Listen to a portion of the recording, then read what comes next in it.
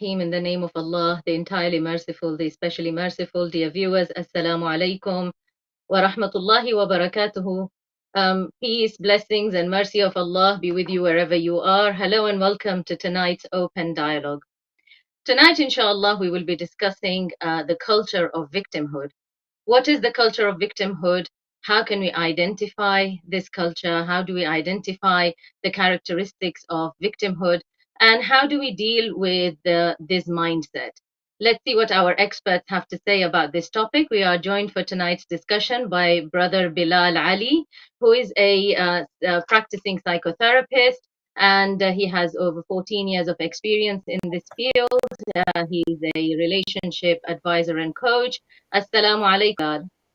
Walaikum salam, Sister Zainab. Thank you so much for joining us tonight. Pleasure, absolute pleasure. We are also joined by Hujjatul Islam wal Muslimin Syed Mohammad Razavi, who is the head of the Religious Advisory Board at the Shia Islamic Education Society in London, where he deals with family issues and tries to resolve them according to the Islamic law. Assalamu alaikum, Syed. Wa alaikum salam. Thank you for hosting. So, if we start thank you, Syed. If we start the discussion for tonight, Brother Bilal, when we talk about victimhood or the culture of victimhood, how do we define this, and what does it exactly mean?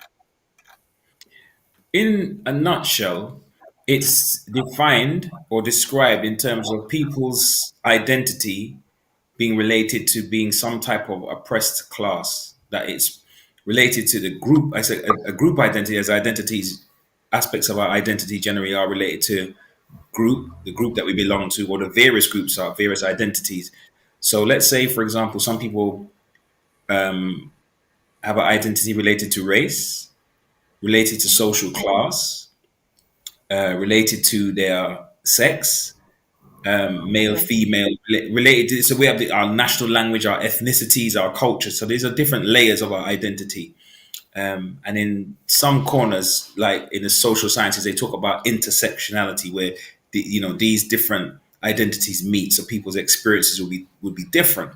However, the thing what sets the victimhood culture apart is that people are less, those who kind of like have this mindset are less inclined towards, or it doesn't matter which group they belong to, gender wise, ethnicity wise, language wise, but it's the history. Is there some sort of identity with we are the oppressed?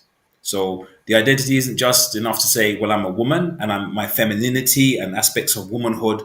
But no, it's because we've been subjected to the patriarchy. And it's been, since civilization ever existed or humans have been on this planet, it's been one fight with men just dominating women. So it's a kind of an oppressed class. That's just an example of how some women may identify in a kind of victimhood space. But you have it with language groups, you have it with racial groups, you have it with social classes, etc., etc. But it's about the oppression. It's identified by the oppression that they've experienced. That's where they gain their identity from, or their almost like a false nobility.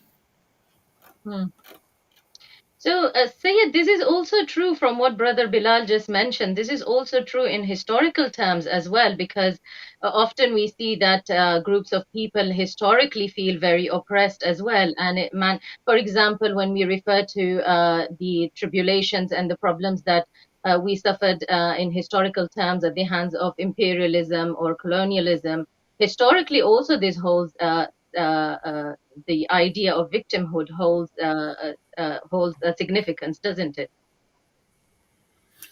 Yes, I mean, we cannot, from Islamic point of view or Quranic point of view, we cannot totally criticize victimhood. I mean, it depends who is the victim and how and why the person or the society has become victim. So it entirely depends on the circumstances. Yes, so I understand that in our day, I mean, in our present day and society, a lot is being used to just attract others' attention, to make your uh, idea to be introduced or attracted by others, by making yourself a victim. So if you're truly a victim, and then you are trying to get attention towards the oppression that was committed against you, then there's nothing wrong. It is a kind of defensive reaction to what happened to you. But in some cases, people could uh, misuse it and abuse it. And there are historical events where some of the oppressors, after committing a big crime like tragedy of Karbala, uh, they try to present themselves as victims rather than oppressors. Okay. So that's a totally negative use of victimhood. That's a very important point you raised there, because Brother Bilal, victimization is a real thing, though, isn't it? It does exist. People do become victims of others' oppression upon them. 100%. And by challenging or questioning or using the term victim culture, it is definitely not suggesting that injustices don't exist. Inequality have existed on the planet as long as human beings have existed, right? And I don't foresee a time when inequalities won't exist. It's just a natural, but it just seems like a natural byproduct of the human disposition. So it isn't to make light of travesty, tragedy, or real injustice. They do exist. But I think what I'm trying to explore and talk about is when it becomes a culture, when it becomes a mindset. So Yeah, for example, just to use for example, use Ahlebait alayhim salam, like clearly documented, historical, recorded incidents of absolute barbarity and injustice against them. But they're not defined by that. They're defined by the Noor, by their character, by the nobility, by the teachings, by the tafsir of the Quran and the different sciences that they've gifted to humanity. So to me, that's my understanding of this experience has happened and we can't deny it, but their identity and what they bring to the table and their existence is much more than just the negative experience which was visited upon them. I don't know if that's making sense. Yes, it is. It is. And you I don't know if that's making sense. Yes, it is. It is. And you earlier on talked about the personal aspect of this. I mean, we just talked about the historical aspect of oppression and of being the victim and hence ending up with a victim mentality. We will talk about how the Ahlul Bayt dealt with this, when they were faced by oppression. Did they become the victim? Did they have the victim mentality, and they succumbed to it, or how did they pragmatically change the situation or did something about it? But on a personal level, you mentioned earlier, we have problems in society where, everybody wants to portray themselves as the victim when they have personal issues. You have the typical examples: mother-in-law is always the victim, or the daughter-in-law is always portraying herself as a victim. What is it that, makes people want to project themselves as victims always? There are a number of factors that the sociologists and the psychologists talk about which make it an attraction. And one is like a false sense of, like I said, a false sense of nobility or a false higher moral standing. So because I've been wronged, it almost will implicitly like eliminate any wrongs that I've been done because I can show that this is what's happened to me in my time, right? So I've been the most wronged. So then this is where we get into things like the Victim Olympics, and we have different ethnic groups talking about different historical factors, measuring up mine against yours, or when women and men start to speak in spaces where it becomes like a polarity, right, or an antagonistic conversation about male female dynamics. Women will list things that kind of categorize them being victims of sexism over the ages, and then men will likewise, in retaliation, sort of list a catalogue of things saying men die earlier but more men die by ending their own life in society. More men between the ages of 20 to 40, or more men are in prison, or there's more women in. So there's a whole kind of like ping pong game about who's been more wronged or who's been, been the bigger victim. So let's try and win this victim Olympics. Let's do a triple jump or a high jump to so that my cross to bear, pardon the pun, is bigger than yours, right? So it's attractive, right? But there's another element also that makes it interesting. There is something they talk about in psychotherapy and counseling, which is called resistance. And many chapters, many seminars, many semesters about resistance is a big part of the healing process of sometimes when the therapist will get stuck with a client that they're working with. And the client almost seems to be self-sabotaging the process, which doesn't make sense, right? It sounds like a contradiction. They've come to gain healing or gain, transformation with a therapist, but at the same time, at a certain point of the juncture, they start to resist change. And part of that is because they've become so associated, and this event, for example, that they're trying to overcome, or series of events they're trying to overcome, has bled into their lifeblood, and it's now part of their identity. So it's almost like you're amputating a part of them by trying to get rid of this. And the other component of that is if it's somebody that's been a victim, a genuine victim of a heinous crime, for example, on an unconscious level, there's something that sometimes takes place in people's minds where if I'm to move beyond this and go and live functionally, it's almost as if I'm saying or suggesting what happened to me wasn't really that bad. And that's where sometimes people get stuck and they start to unconsciously sabotage the process and resist change. And it can happen to individuals or groups, you know. That's very interesting what you said. Following from this, Sayed, we can't always spend our life obviously blaming others. A life is not perfect. Things are going to happen here. We will be affected by other people's actions, but life cannot be spent in blaming others. What does Islam say about this? Yes, I mean, from Islamic point of view, we have to take responsibility as individuals, and our behavior will have an effect on society and family. Family, which is the smallest unit of the society, is the one which suffers or reacts or enjoys the uh, results. I mean, whatever happens in the society or on the person.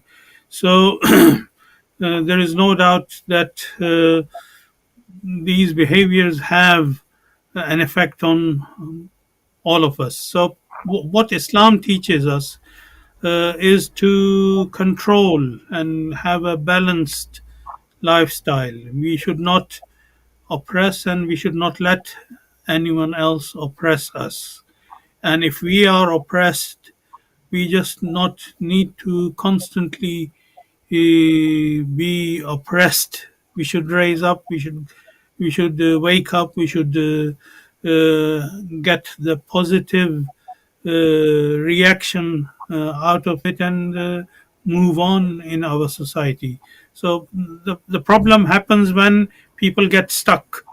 I mean, if I have become a victim, I will continuously moan, I'm a victim, I'm a victim, I'm a victim. And then it becomes uh, it may become even damaging to yourself and others around you as well. But you may say that then why the Shia Muslims repeat the tragedy of Karbala constantly? Are they not playing the victim game? No, that is different because the tragedy and the reason why the tragedy was created uh, and especially the teachings and the guidelines that are given from infallibles, why we need to disclose the oppressor and why we need to show how the oppressed people were oppressed is clearly explained.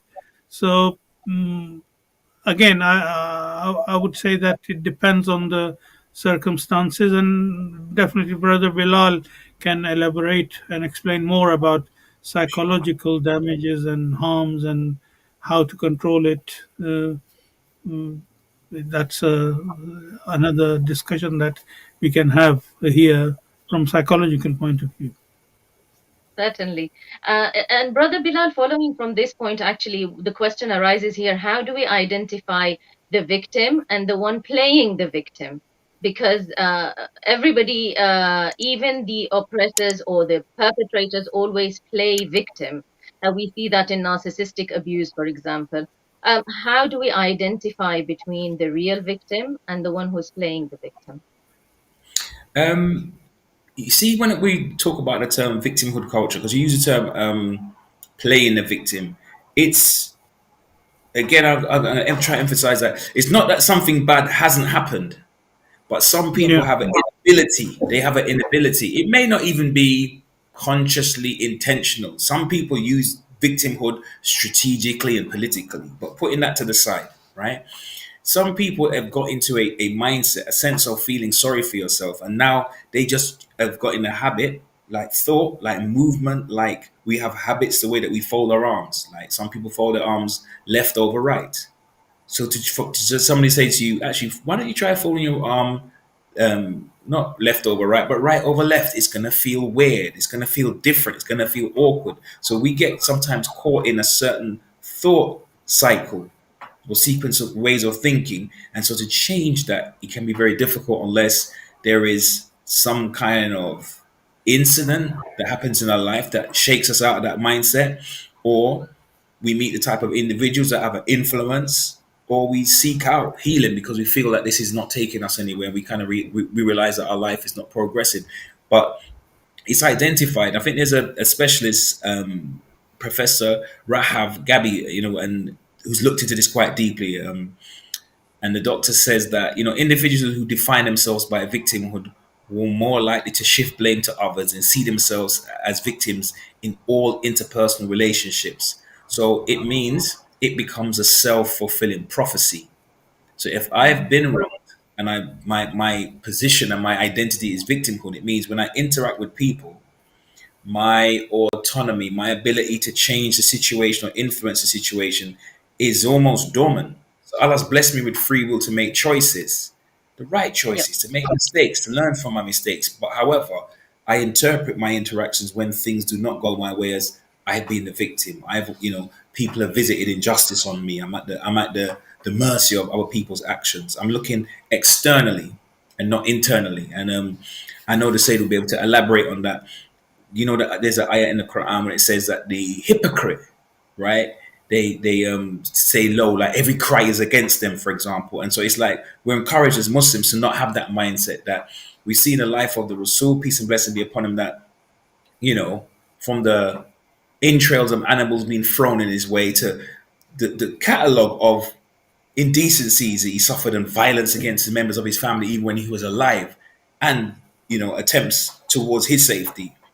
But he never allowed self pity or bitterness to enter into his heart, or cynicism. And it's a very deep spiritual state, but it's an example for us that even when we are visited in injustices, that we don't allow cynicism or resentment to enter our heart, because we will never have that day when we could march back into Mecca in our lives, so to speak, and Allah grant us our biggest victory, like the Rasul was spoken about in the Quran when it was a peace treaty. You say somebody that's been visited victimhood and been all these injustices, he should go back in there and it'd be a bloodbath. He shouldn't be signed. You'd think in the normal scheme of things he wouldn't be signing a peace treaty, but the Quran specifically states, "This day have we given you your biggest victory." It wasn't a military campaign. No arrows fired, no spears thrown, no swords unsheathed. A peace treaty. So we have to use it as our biggest example, I say. Perfect, fascinating. Syed, also following on from what Brother Bilal said, as he said, the Prophet had suffered injustices. The Ahlebait have suffered injustices. In fact, there were Sahabas, there were companions of the Holy Prophet, such as Bilal, who suffered racism and also torture. Salman al-Farisi, Salman al-Muhammadi or al-Farisi. But they did not allow this mentality. They did not portray themselves as the victim as such. They rose above it. How did they rise above it? And what example did they leave for us in terms of resistance or in terms of rising above the mentality of victimhood in spite of suffering injustice, in spite of wrong being done to them? Yes, I mean, those are excellent examples that we cannot avoid problem. We cannot avoid difficulties and involvements. The world is full of involvements. Imam Ali ibn Abi Talib alayhi salatu wasalam used to say, "Dunya darun bil bala'i mahfufa." This dunya is a sandwich of involvements. We will not be able to avoid the circumstances that we go through our life. So what we need to do is how to get out of it. And these examples that you mentioned are the companions of Prophet Muhammad sallallahu like Bilal. After facing racism, did he leave Islam or did he become what do you call depressed or did he isolate himself? No, he he set an example that uh, example should be taken by the Muslims today and who are going through the similar problems. In the similar way, there were other people who also suffered differently. So they went through all the difficulties and they survived. So when you survive and keep your faith, and that's what Imam Ali ibn Abi Talib alayhi salatu wasalam says, you cannot, if you are expecting to avoid problems and difficulties, that's wrong. You will have to, and this is how we need to bring up our children and future generation, that they should not expect everything to go smoothly. We should teach them there will be difficulties, problems, hardships, uh, every kind of problem in our society, but we have to maintain uh, a lifestyle which brings us out without losing our faith. And that for that, the best teachers are the parents. If the parents don't behave properly in front of the children, they will not learn, and they will also uh, behave in the similar way. And we have seen examples that children who have learned wrong lessons from the elders and parents, they continue the pattern in their lifestyle on their own children.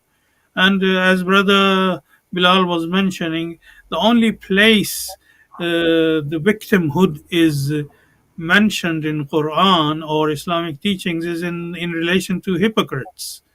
And in Quran, Allah subhanahu wa ta'ala very clearly says these are the people who, when they are with you, they present a different personality as soon as they go to their shayateen or their misleading elders and leaders. They tell them we are with you. So and in the modern days, I would say false flag operations, which is another kind of hypocrisy, uh, and showing themselves. I mean, what is false flag operation? They go, and recently we have witnessed a lot of that in Syria and elsewhere. They go and create an event uh, to show themselves as victims to attract uh, others' attention towards their wrongdoings as a good behavior. I think in what you mentioned right now, Sayed, you mentioned something very important, which is the role of the parents. Brother Bilal, what I'm interested in knowing is how can past experiences play a role in our mentality in dealing with current situations we're facing and also in the victim mentality? Because we see victims, for example, of abuse who stay in the cycle of abuse rather than doing something about it. How does their past actually, because why would you be in a violent relationship, for example, and not do something about it and accept Mhm. it? Is there something from the past that's playing a part in this mentality? Yes, I believe so. And I mean, this is based on some of the research that I've been able to, like look into studies, and from a psychiatric point of view, there is some talk about a kind of self sabotage which is taking place, and it's about addictive behavior. So if I have been the survivor of a violent, physically violent relationship, or violent marriage, for example, that's something that I know. It seems detestable. From the outside, it seems like I would want to run 1,000 miles. But if that's what I know, it could be quite frightening to take on the idea of doing something different. And if it's affected my sense of self, maybe I believe deep down, this is what I really deserve, that I'm not better than the situation I find myself in. So while others from the outside say clearly, he should run, she should leave, they should not accept this. But how the person sees the situation, they've been conditioned to believe this is their lot. And this is one of the reasons why people tend to stay in those situations. But actually just talking about history and just touching on to do with choice. Again, we could say that the strength of a person's character is not defined by the negative experiences that they've been through. We all will encounter negative experiences in this thing we call life, on this journey we call life. But it's how we react and adapt and deal with those challenges. And I'll give an example from the history of my population, or from my background. So the elders in the African Caribbean community, they teach us that when we came to the UK, 40s, 50s, 60s, there was prejudice, racism existed, right? One of the first non-white populations to enter Britain in large numbers in modern times. And so, yeah, there wasn't this welcoming open arms. And so when people try to find lodgings and find rooms to rent and stay in, it was a saying, no dogs, no blacks, no Irish. That was legal to put in your window. So people was having difficulties finding homes. Went to the banks. Could they get loans? Very, very challenging. No credit history. Again, could just cry racism and roll over and cry. But no, what did they do? They devised something that used to be taken from the Caribbean, that they call it partner in the vernacular of the Caribbean, but it really means in standard English partner.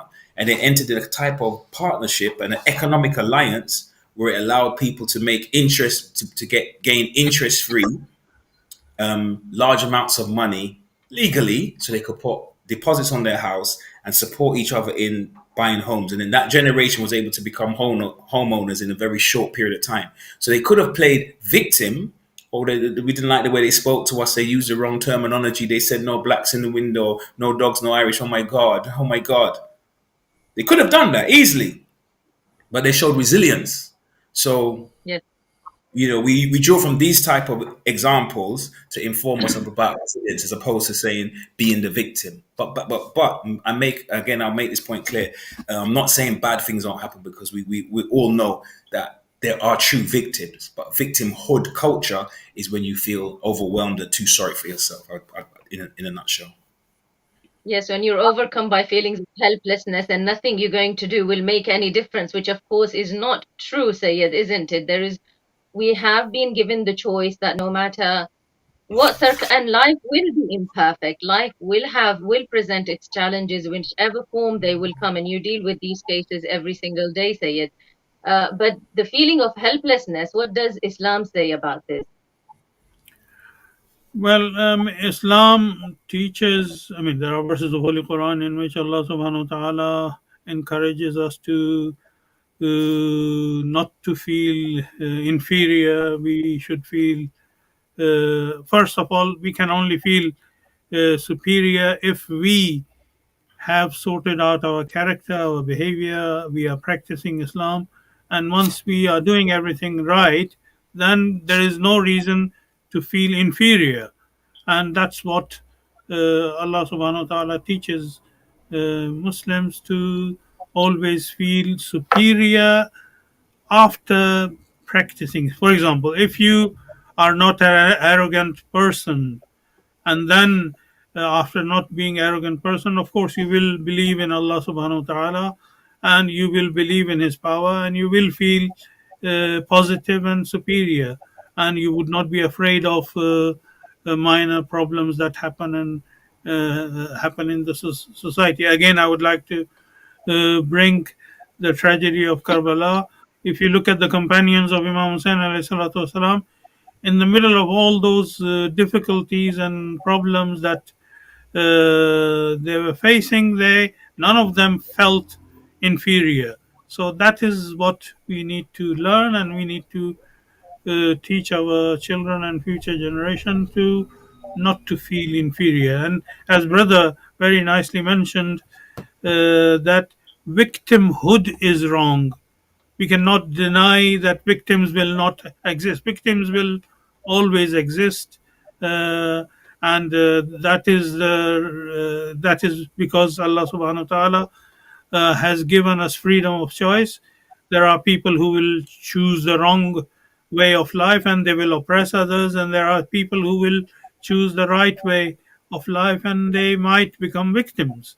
So, being a victim is not being criticized by any divine faith. Victimhood is wrong.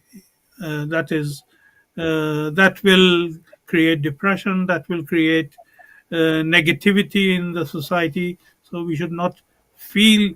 We should not let the culture of victimhood develop in our society. Certainly.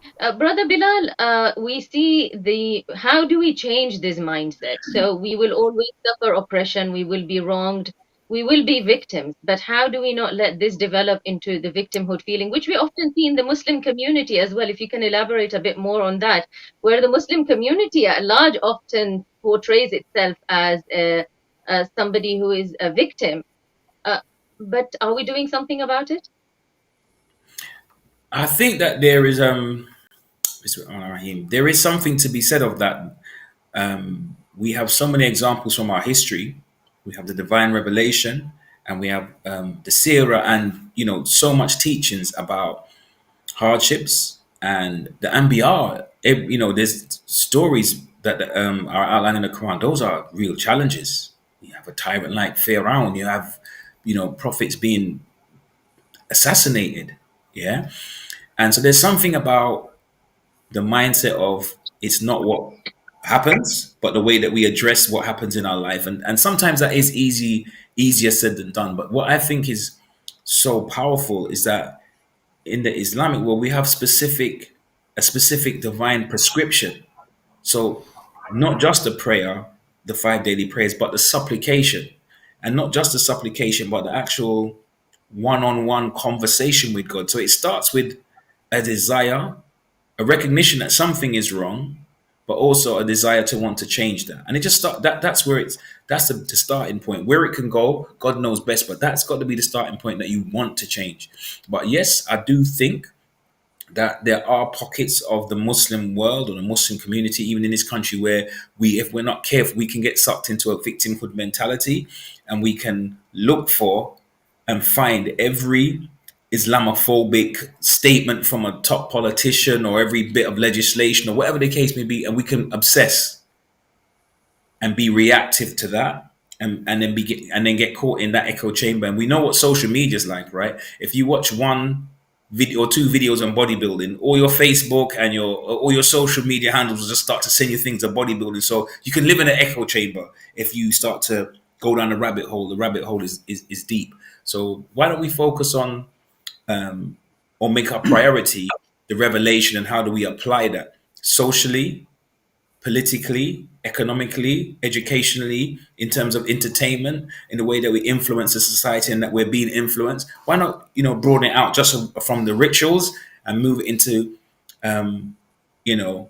activism or actualizing Islam in our physical lives as well? Definitely. I mean, there is, you just mentioned the prophets of Allah. Prophet Yaqub alayhi salam, when he lost his son, the Quran states that he said, I only complain of my suffering and my grief to Allah. So he did not succumb, he did not start portraying himself and act as it tried to attract the sympathy of others, of third parties, but straight away deflected and referred to Allah subhanahu wa ta'ala in order to help him through this injustice or this calamity he was suffering. But Syed, are there, any other examples of how we can deal with problems and injustices as when we suffer them in life? How do we practically deal with these issues? Let me give you an example from Imam Ali ibn Abi Talib alayhi salatu wasalam's life. He suffered a lot uh, from Muslims and from non-Muslims, from oppressors and from the people who were supposed to follow him. So, and Imam Ali very clearly in one of his sermons says that you are afraid today, you are afraid of the oppression of oppressors upon you. And this oppression of the oppressors on you is happening because you did not listen to me. You did not follow my advice. You, when I invited you, when I called you, when I guided you, you ignored everything. And then he says, and I complain of the oppression of my followers on me. People were complaining about the oppression of the oppressors, and then he mentions the reason of the oppression was themselves, and then he complains that because they didn't listen, because they didn't follow the instructions, they preferred to be munafiq, or uh, people with two kind of lifestyle. They were trying to pretend to be one person in front of Imam Ali ibn Abi Talib and other in front of the enemies of Islam, and then later on they started to complain. So Imam Ali is referring to them as munafiqs and hypocrites and people who now are claiming to be victims, when they, if they had listened to me, they wouldn't be victims today. So this is a kind of lesson that we learn not from only Imam Ali ibn Abi Talib alayhi salatu wasalam's life, but all other Imams and all many historical events that took place in Africa, Arabia, in Caribbean islands, how the slaves were treated and how Afro Caribbeans were brought and mistreated, and then this culture continued, and in some cases it became a victimhood culture, and that was wrong. When they were able to get out of that situation, they are the ones who are successful and moving ahead, and they don't have any same problem. I personally have seen people from Africa. They are quite successful because they have never suffered what Afro Caribbeans have suffered, because they lived in their own country. They have developed and grown up and became a successful person in their own country. So they don't have the same problem as Afro Caribbeans whose ancestors were mistreated, made into slaves, and then they were brought into these places and tortured, and so they had to suffer in their hands. So the children were grown up in that kind of environment. So although many years have passed, but still you see the signs of suffering in that community rather than the African community in African continent itself. That's an I have important point to you agree with actually that. mentioned. I have to agree with that. I Yeah. have to agree with that. Say that there has been a history and a legacy of Africans that were taken from Africa and that were brought to the West Indies and to the other parts of the Americas. That some have adopted the victim mentality, and it would be dishonest of me not to admit that. However, you can make a clear distinction between the same populations where you will find successful people with intact families. You'll find millionaires amongst the descendants of Yes. ex-slaves. You'll find billionaires amongst the descendants of ex-slaves in the Western world, influencing the arts and modes of expression that really influence Western culture. But those that succeed don't adopt the victim mentality. But they and those are people And from the their same children are population, successful. and Uh, those are the people and who that came from people who have come from the same population, but the mindset, not the genetics, not the culture, not the language, Yes. but the mentality, the mindset brings around a different result. they've taken their experiences and turned it all around, and it served them well. Because if they had stayed under the same mindset and felt sorry for themselves, they wouldn't have had the same progress that you just mentioned. But Brother Bilal, if we can, we are approaching the end of the program now. This victim mentality that's rooted in trauma, in distress, and the feeling of pain, how can we overcome it? Whether we've experienced it culturally or whether we've experienced it on a personal level, what are the steps that we can take to overcome this mentality? I think it starts with accountability, that we can only improve our lot when we hold ourselves accountable. So even if I accept I was innocently standing outside the tube station and somebody grabbed my phone and knocked me over on the floor, God forbid, that was acted out against me, but I'm accountable to stand back up, to get off the floor, to stand up and make my way home, or to go and seek, seek medical intervention to make sure I'm okay. Still, I was genuinely wronged. It was genuine an injustice, but I must take accountability for my well-being, for my future, for my progress. Definitely. Are there any other steps that people can take to help themselves other than taking accountability, recognizing the situation, accepting it, and then taking accountability? Are there any other steps that we can take to, for example, if we have been wronged by others, we have been Mhm. wronged, we've suffered trauma at the hand. For example, childhood trauma that you talked about in the last program that we did together on self-sabotage. What is it that we can do to adopt change in our life and not fall victim and just stay at that level that I am a victim and that's it? This is going to rule my Oh, life. wow. No, childhood trauma is very, very, very real, and its impact on people's lives is very, very potent.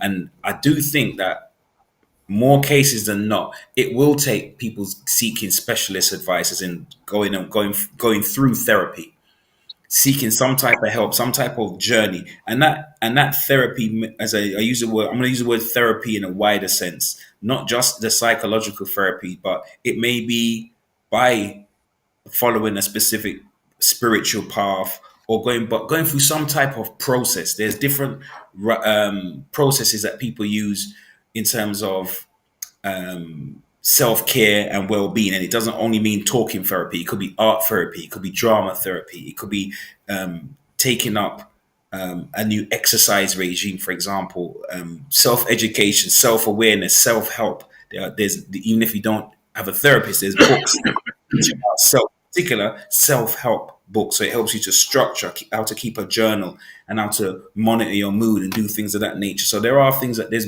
many things available, but the first step is to acknowledge that I want change.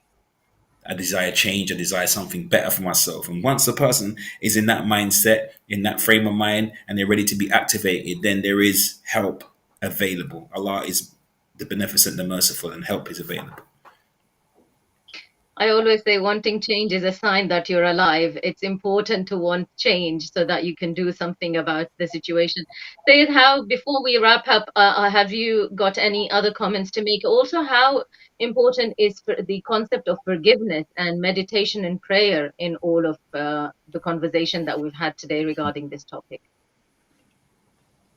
Yes, we should remember that Allah is kind and merciful and forgiving.